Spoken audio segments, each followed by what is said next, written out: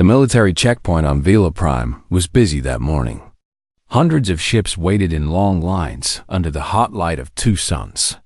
Soldiers walked between the vessels, checking documents and searching cargo holds. The air smelled of engine fuel and dust.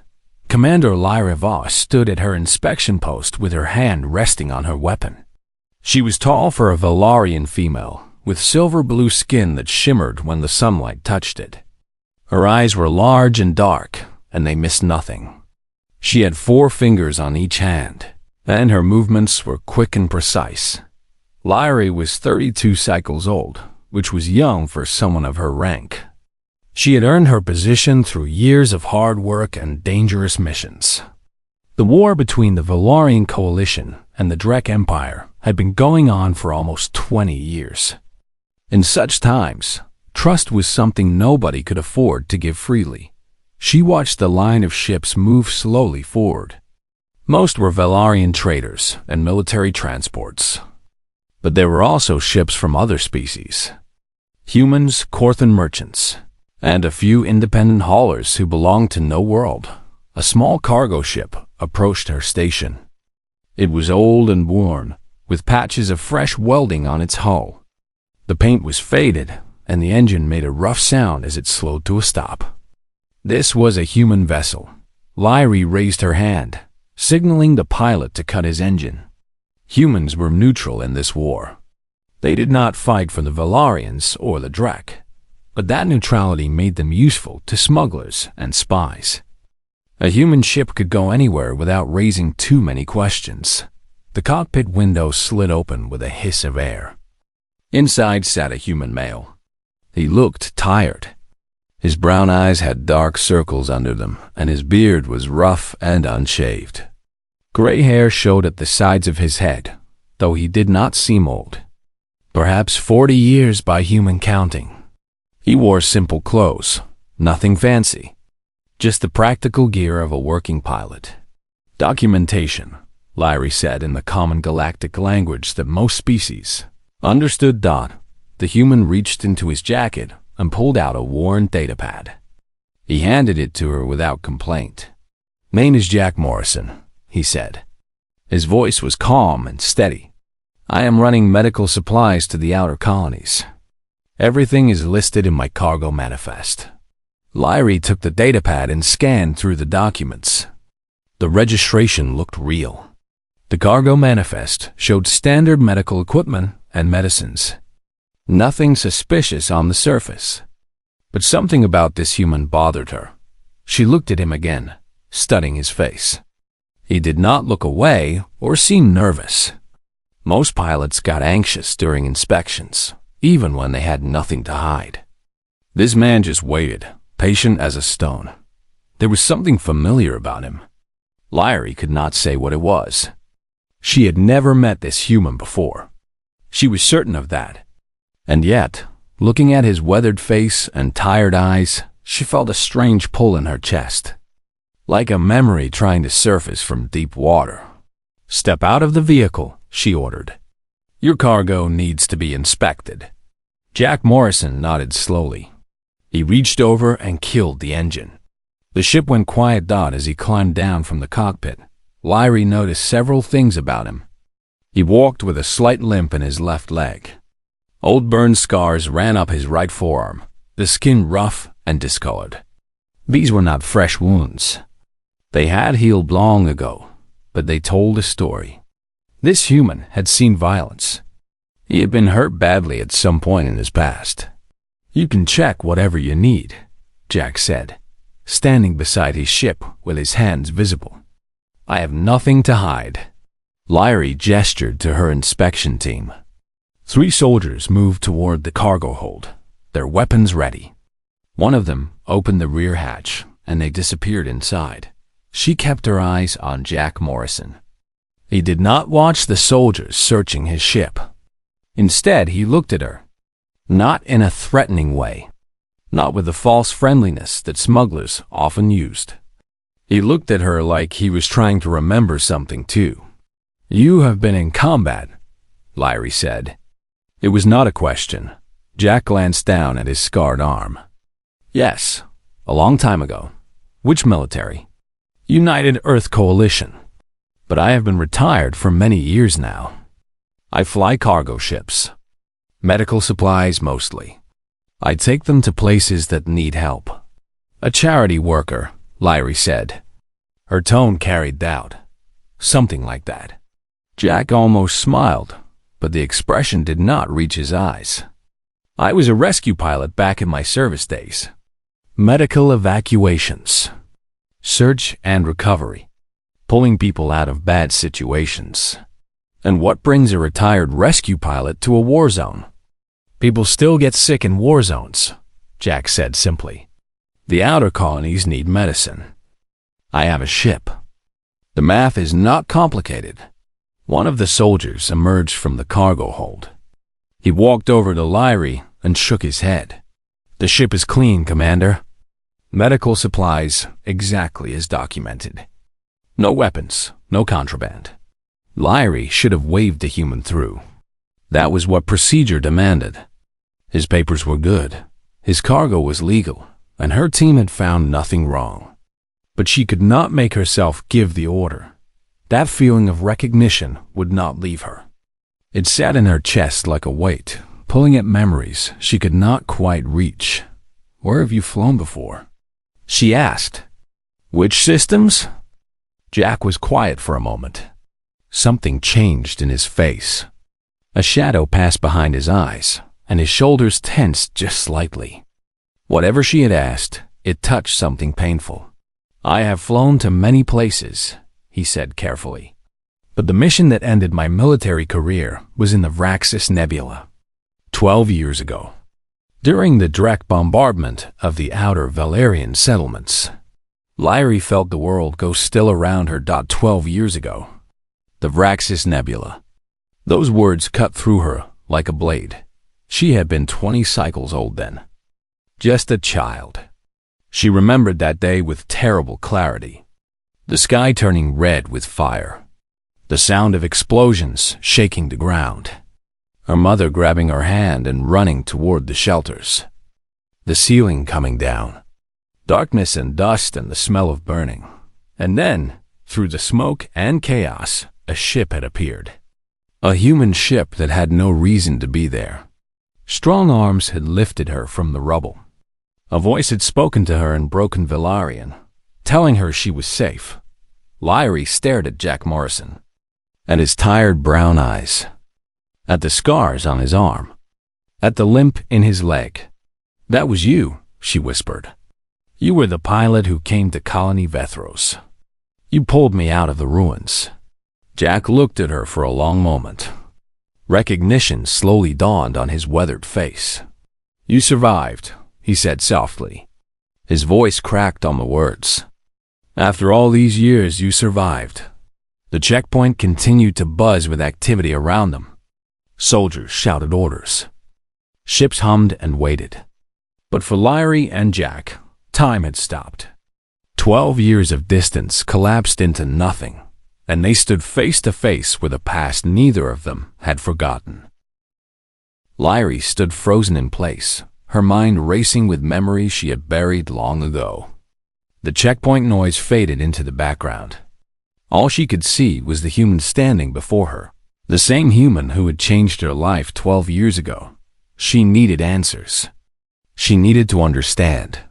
Come with me, she said, her voice barely above a whisper. She turned to her second officer. Take over the inspection line. I have a security matter to handle. The officer saluted and moved to her post without question. Lyrie walked toward a small building at the edge of the checkpoint. It was a security office, used for private interrogations and sensitive discussions. Jack followed her without hesitation. Inside, the room was plain and cold. Metal walls, a single table, 2 chairs. Lyrie sealed the door behind them and engaged the privacy screen. No one would hear what was said in this room. She turned to face Jack Morrison.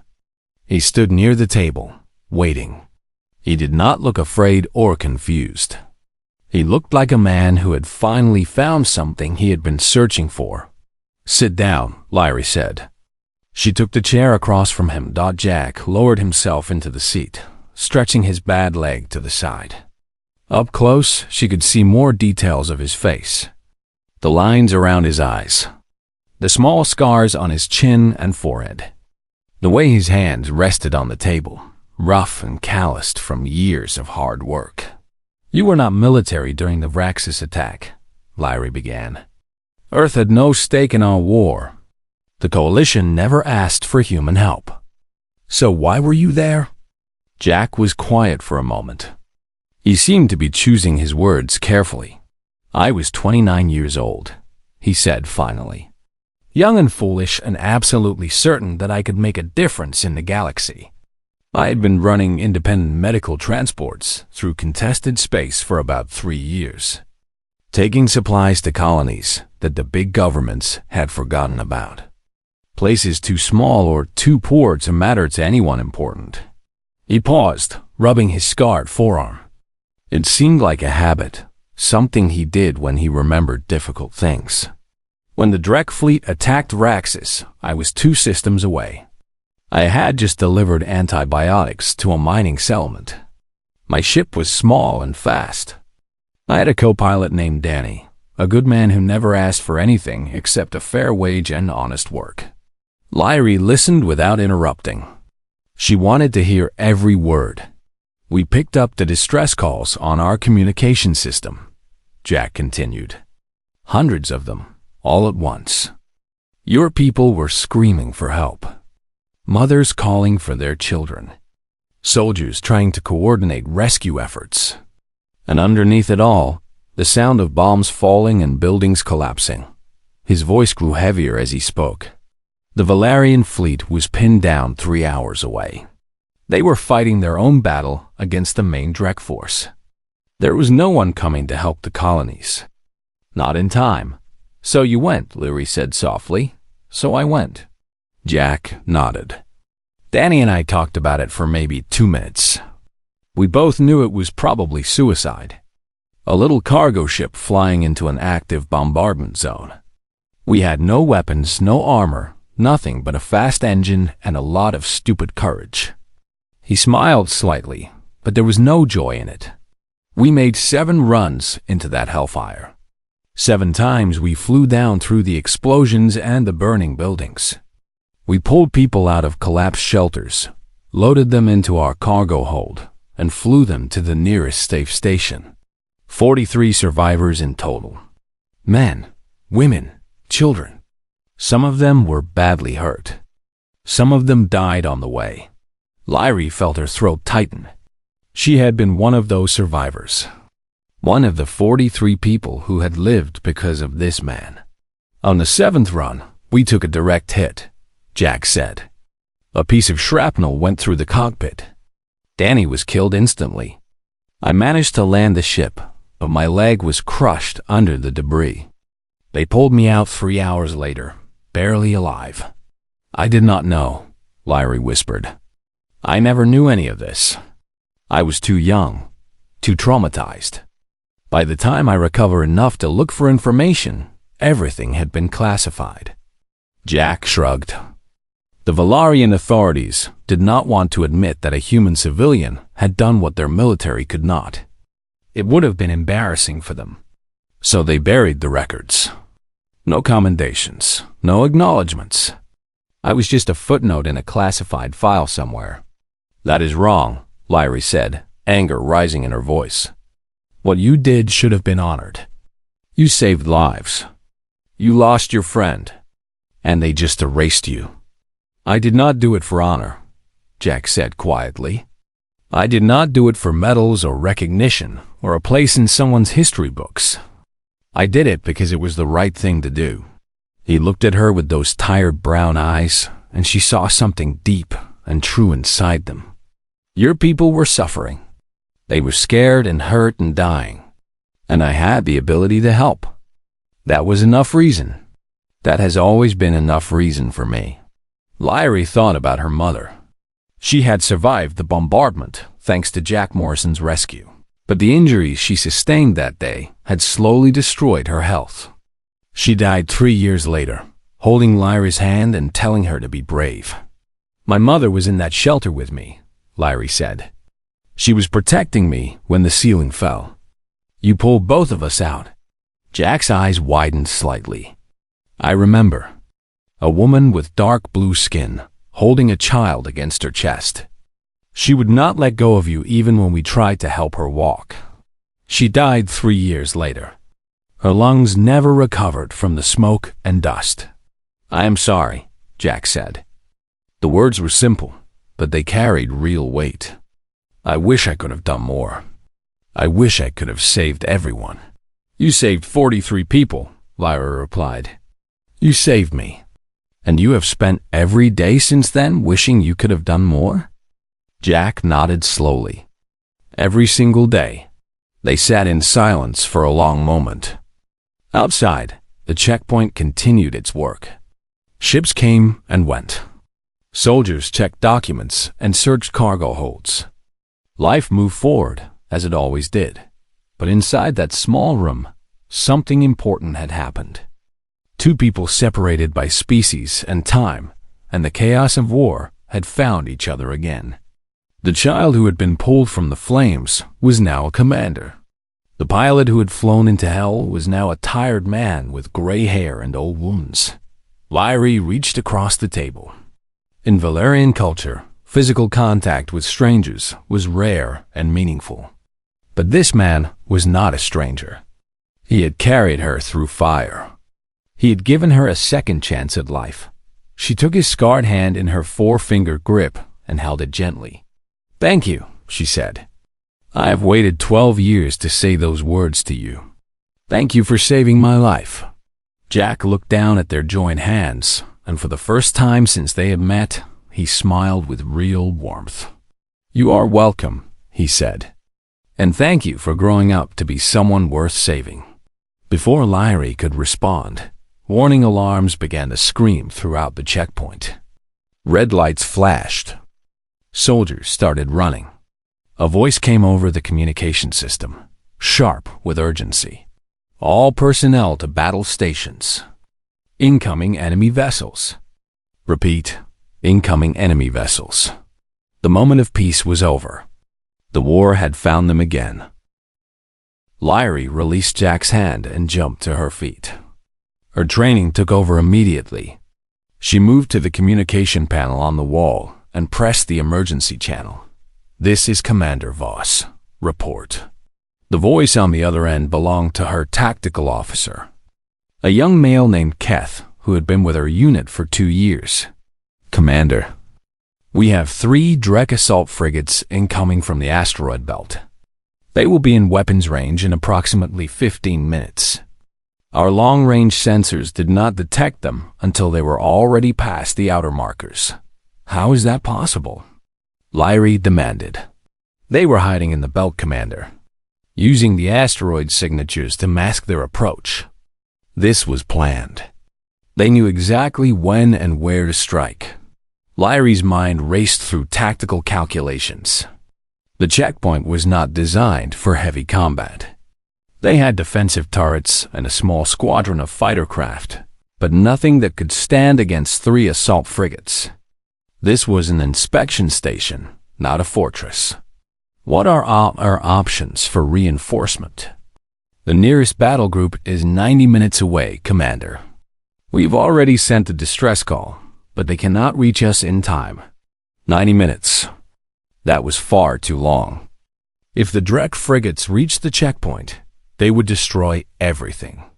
The station, the ships waiting in line, the hundreds of civilians who had not yet evacuated. "Order immediate evacuation of all non-combat personnel," Lyra commanded. "Get the civilian ships moving toward the nearest safe zone. All fighter pilots to their craft.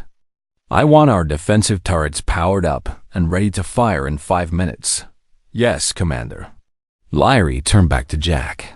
He had already risen from his chair and was moving toward the door. There was no fear on his face. Instead, she saw something that looked almost like determination. "Your ship is unarmed," she said. "You need to leave with the evacuation convoy. Get to safety. Jack stopped at the door and looked back at her. My ship has medical supplies and a reinforced hull. It is built to survive rough conditions. And I have spent 20 years flying through situations worse than this. This is not your fight, Morrison. You are a civilian. Those evacuation shuttles are going to need cover, Jack replied. Your fighters will be focused on the frigates. Someone needs to help the civilian ships get clear. And if any of your pilots get shot down, they are going to need rescue. Lyrie opened her mouth to argue, but Jack held up his hand. Commander Voss, I did not come back to this sector by accident. For the last decade, I have been trying to find out what happened to the survivors of Raxus. I followed supply routes and shipping records, hoping to find some trace of the people I saved. When I traced a medical supply contract to this checkpoint, I thought I might finally get some answers. He smiled, and the expression softened his tired face. I found something better instead. I found proof that my choices mattered. The little girl I pulled out of the rubble grew up to be a commander. She protects people now, the same way I tried to protect her. That means everything to me. Lyrie stared at him. She wanted to order him to leave. She wanted to put him on an evacuation shuttle and make sure he survived. But she also understood something about this man. He was not the type to run from danger. He never had been. Stay close to the convoy, she said finally. Do not engage the enemy directly. Your job is search and rescue, nothing more. Understood? And Jack? Lyris stepped closer to him. Do not die. That is a direct order. He laughed, a warm sound that seemed out of place in the moment. I will do my best, Commander. They ran out of the security office together. Outside, the checkpoint had become chaos. Soldiers sprinted toward defensive positions. Civilian pilots scrambled to their ships. Warning sirens continued to wail. Lyrie headed for the command center while Jack ran toward the landing area where his old cargo ship waited. She watched him go for just a moment, then forced herself to focus on the battle ahead. The command center was a reinforced bunker at the heart of the checkpoint. Inside, holographic displays showed the positions of all vessels in the area. 3 red markers were moving toward them from the asteroid belt. The Drek frigates. Status report, Lyrie demanded as she took her position at the central console. Keth appeared beside her, his tablet clutched in his hands. Evacuation shuttles are launching now. We have 12 fighter craft ready to deploy. Defensive turrets are fully charged. What about the civilian ships? Most are already moving toward the evacuation corridor, but some of the larger vessels are slow to start. They will need protection. Lyrie studied the holographic display. The Drek frigates were fast and heavily armed. Her fighters could slow them down but not stop them. The best she could hope for was to buy time for the evacuation. Launch all fighters, she ordered. Tell them to form a defensive line between the frigates and the civilian convoy. Their priority is protection, not destruction. Yes, Commander. The fighters launched in rapid succession, their engines leaving trails of blue light as they streaked toward the incoming enemy. Lyrie watched them go, knowing that some of them would not return. On the edge of the display, she noticed a small marker moving with the evacuation convoy. It was Jack's cargo ship, holding position near the back of the civilian formation. True to his word, he was staying close to the people who needed protection. The first shots were fired 3 minutes later. The Drek frigates opened up with their main cannons, sending beams of green energy toward the Valarian defensive line. 2 of her fighters managed to dodge. A third was hit directly and exploded in a ball of flame. Return fire, Lyrie commanded. All turrets focus on the lead frigate. The checkpoint's defensive cannons roared to life. Streams of plasma raced toward the enemy ships. One frigate took several hits to its forward shields, but kept coming. These were military vessels built to withstand punishment. "Commander, the lead frigate is launching boarding pods," Keth reported. "They are trying to land troops on the checkpoint." Lyrie cursed under her breath. This was not just a raid. The Drek intended to take the checkpoint intact, probably to use it as a staging ground for deeper attacks into Valarian territory. "Ground defense teams to all entry points. I want every boarding pod shot down before it can land." The battle intensified with every passing second. More fighters fell. More enemy fire struck the checkpoint shields. Smoke began to rise from damaged sections of the station. Through it all, Lyrie kept one eye on the small marker that represented Jack's ship. He was weaving through the chaos of the evacuation corridor, staying close to the civilian vessels. Once, she saw him dive toward a damaged shuttle and pull alongside it, probably helping to guide it to safety. Thought the human was keeping his word. He was protecting people, just as he had done 12 years ago. Lyrie turned back to the tactical display. The battle was far from over, and she had no time for sentiment. But somewhere in her heart she felt a spark of hope. They were outnumbered and outgunned, but they were not alone. And sometimes that made all the difference. "All units," she spoke into the communication system. "Hold the line. Reinforcements are coming. We just have to survive until they arrive." She did not know if that was true. She did not know if any of them would survive the next hour.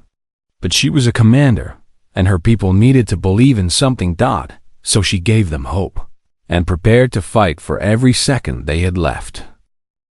The battle raged across the space around the checkpoint. Green plasma bolts crossed with blue energy beams. Explosions lit up the darkness like tiny stars being born and dying in seconds. Ships twisted and turned, trying to survive another moment in the chaos. Jack Morrison flew his old cargo ship through the middle of it all. He should not have been there.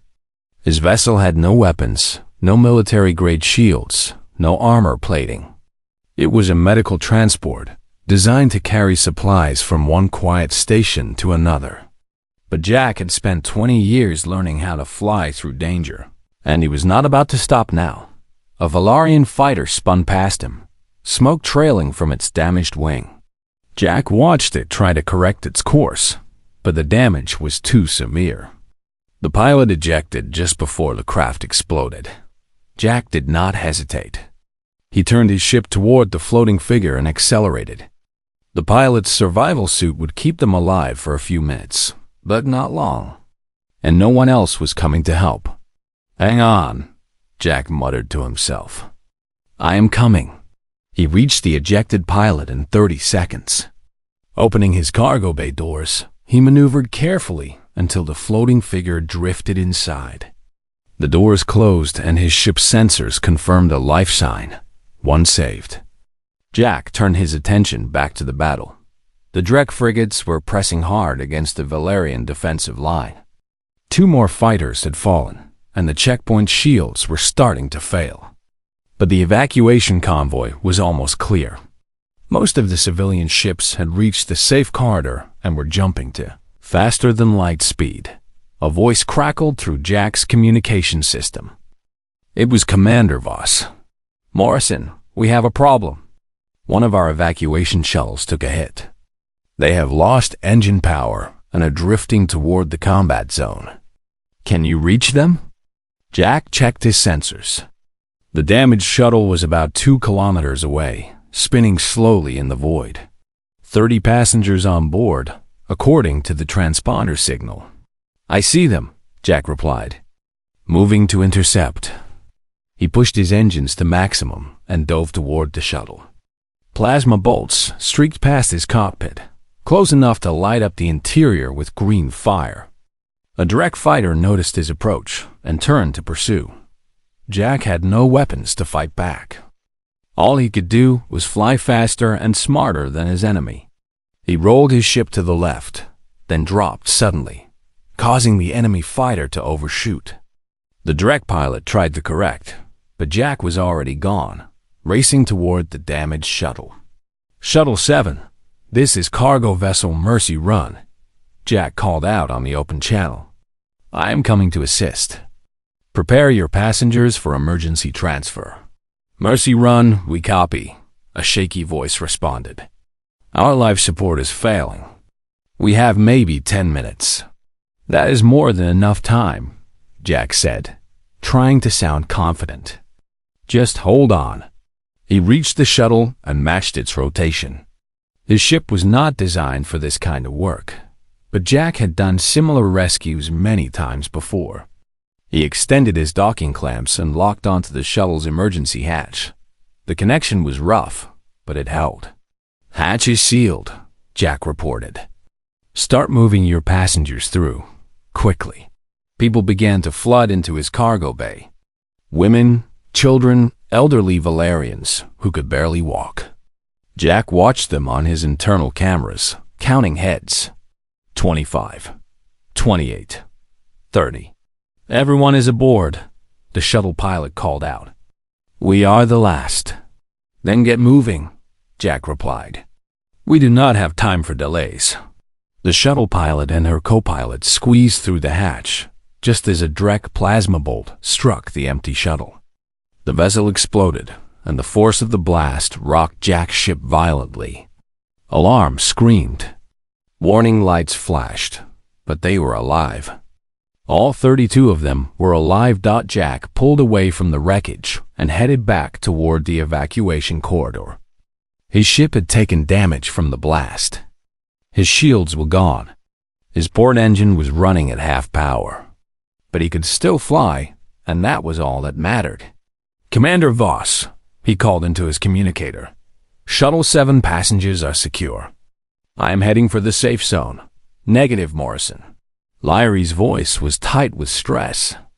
"We have 3 more pilots down in the combat zone. Their survival beacons are active. Can you reach them?" Jack looked at his damage readouts. His ship was barely holding together. Another hit would probably destroy it. "On my way," he said. He turned back toward the battle. The next hour was the longest of Jack's life. He flew through the heart of the fighting, dodging enemy fire and friendly crossfire alike. He pulled 2 more ejected pilots from the void. He guided a damaged civilian transport to safety when its navigation system failed. He even drew fire away from a Valerian fighter that was trying to limp home on a single engine. Each time he thought he was done, another crisis appeared. Another call for help. Another life hanging in the balance. His ship took hit after hit. Pieces of hull plating tore away and spun into space. His cargo bay filled with wounded soldiers and frightened civilians. His own shoulder bled from a piece of shrapnel that had punched through his cockpit during a close call.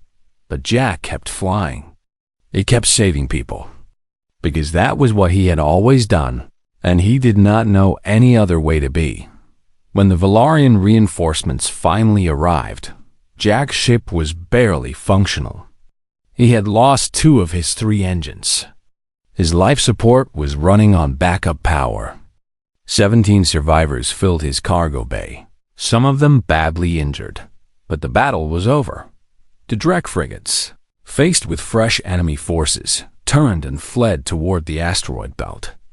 2 of them were damaged badly enough that they would probably not survive the journey home.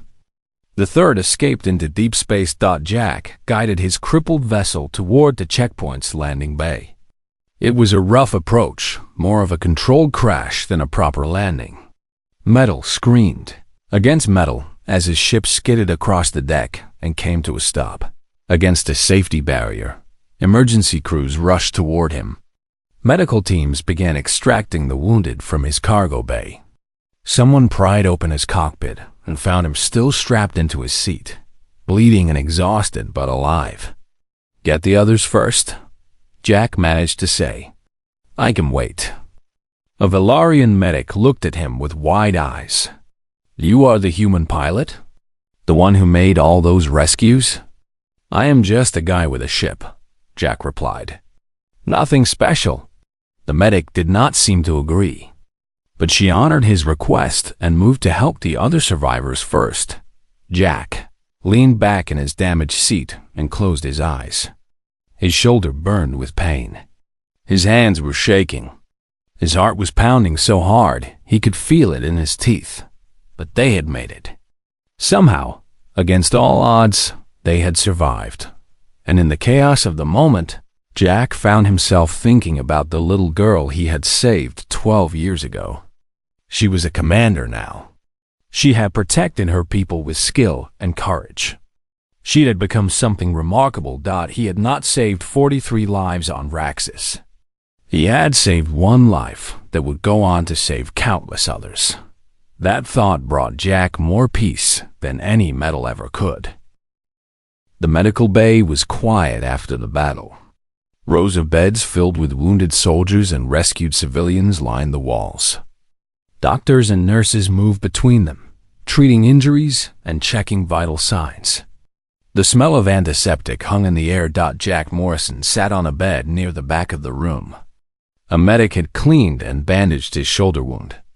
It was not serious, just a deep cut from the shrapnel that had penetrated his cockpit. He had been lucky. Another inch to the left, and it would have hit something important. He watched the medical staff work. They were efficient and calm, even after everything they had been through. The Valarians were a tough people. They had been fighting this war for nearly 20 years, and they knew how to survive. The door to the medical bay opened, and Commander Lyra Voss walked in. She had changed out of her combat gear into a clean uniform.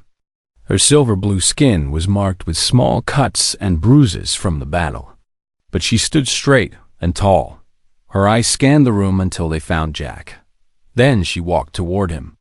Her steps steady and purposeful. "You disobeyed my orders," she said. Stopping beside his bed, Jack looked up at her. "Which orders?"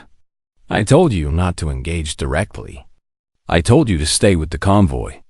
"I stayed close to the convoy," Jack replied with a slight smile. "I just happened to make a few detours along the way." Lyra stared at him for a long moment. Then, unexpectedly, she laughed. It was a small sound, almost surprised, like she had forgotten how to make it. "You saved 17 lives today," she said. "You rescued 4 of my pilots. You guided 3 civilian vessels to safety. And you did it all in a ship that should have fallen apart halfway through the battle." "It was a good ship," Jack said. "Tough, like me. The Valarian coalition will want to honor you for this." Lyra sat down on the edge of his bed. "Commendations, ceremonies, probably a medal or 2. They will want to parade you in front of the cameras and use your story for propaganda." Jack shook his head slowly. "I do not want any of that. I never did. I know. That is why I am not going to let them have you." She reached into her uniform pocket and pulled out a small object. It was a medallion, old and tarnished, with strange symbols carved into its surface. Jack could see that it had been handled many times. The edges were smooth from years of being touched. "My mother gave this to me when I was a child," Lyra said, holding it out to him. "She told me it was a symbol of duty. Duty to protect those who cannot protect themselves.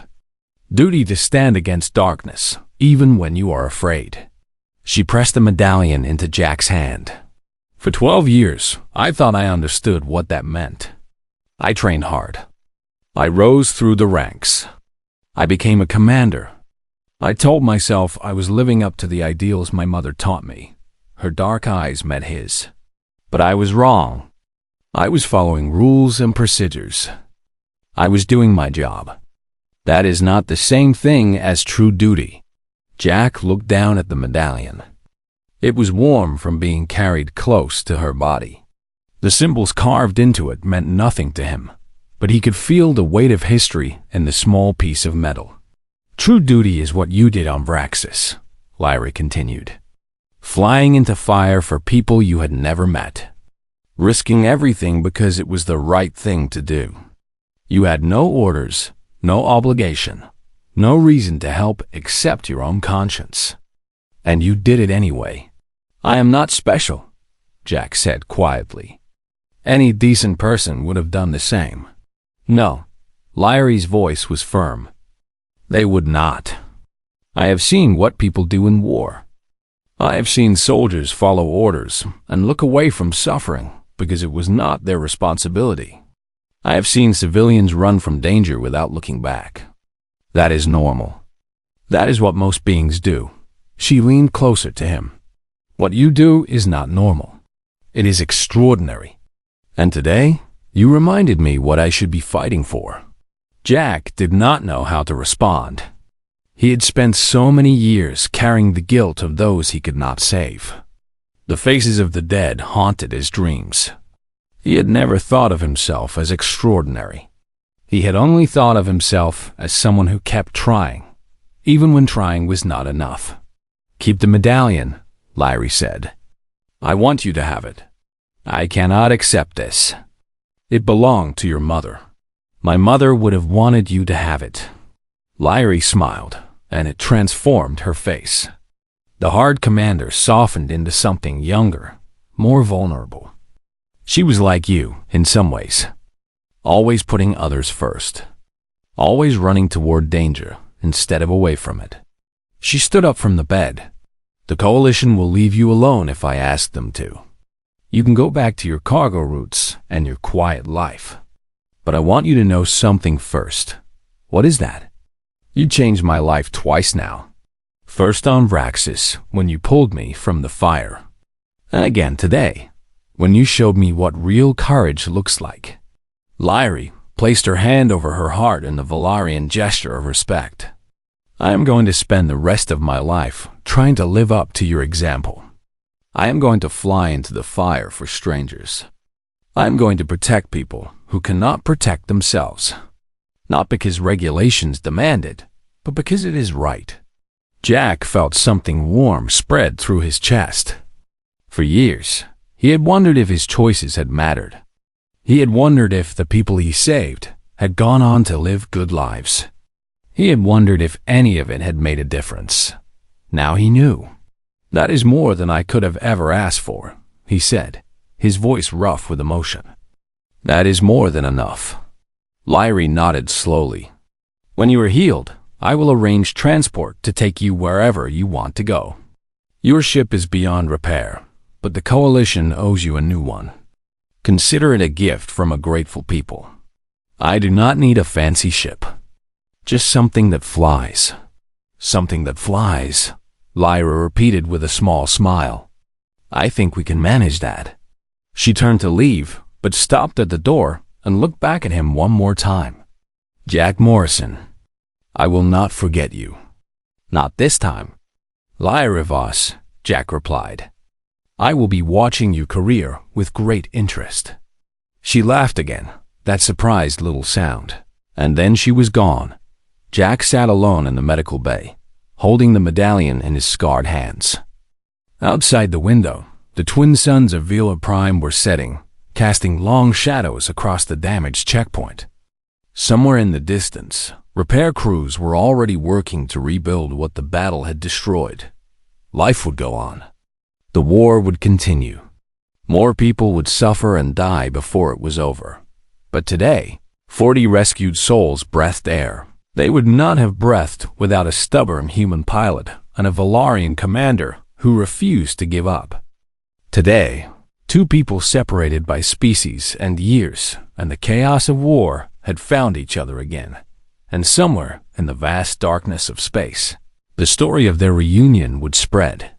A story about a human who flew into fire for strangers. A story about a little girl who grew up to be a hero. A story about how the smallest acts of courage could echo across 12 years and 1,000 stars. Jack closed his fingers around the medallion and smiled. Some things were worth fighting for. Some things were worth dying for.